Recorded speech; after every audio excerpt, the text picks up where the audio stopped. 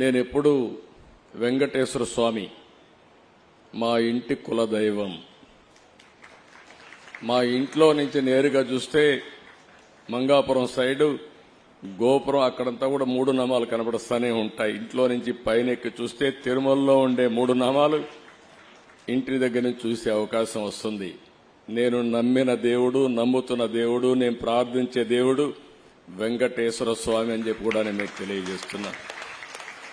ప్రతిరోజు ఒక 2 నిమిషాలే నేను ఒకటే కోరుకుంటాను. దండం పెట్టుకొని 1 నిమిషం ప్రార్థన చేసి,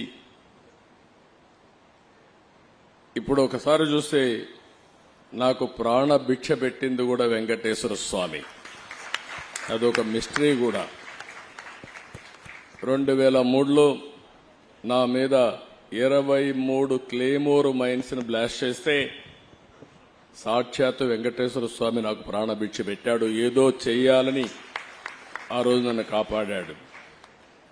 అలాంటి వెంకటేశ్వర స్వామిని నేను ప్రార్థించేది, నాకు శక్తి, సామర్థ్యాన్ని, తెలివితేటలు ఇవ్వండి. ప్రపంచంలోనే తెలుగు జాతి నెంబర్ 1 జాతిగా ఉండడానికి ఆశీర్వదించండి. ప్రపంచంలోని ఇండియన్స్ అందరూ కూడా గ్లోబల్ సర్వీసెస్ అంటే ప్రపంచంలో ఉండే ప్రజలకు సేవలు అందించే అవకాశాన్ని కల్పించండి.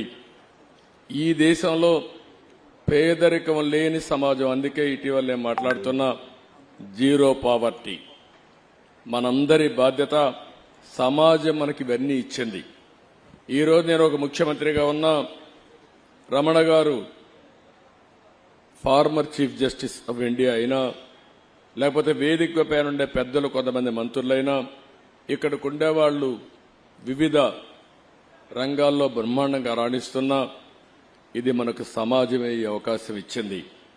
అలాంటి సమాజంలో పేదరికాన్ని, అందుకే నేను ఒక స్లోగన్ తీసుకున్నా, zero poverty nation, zero poverty state, zero poverty village.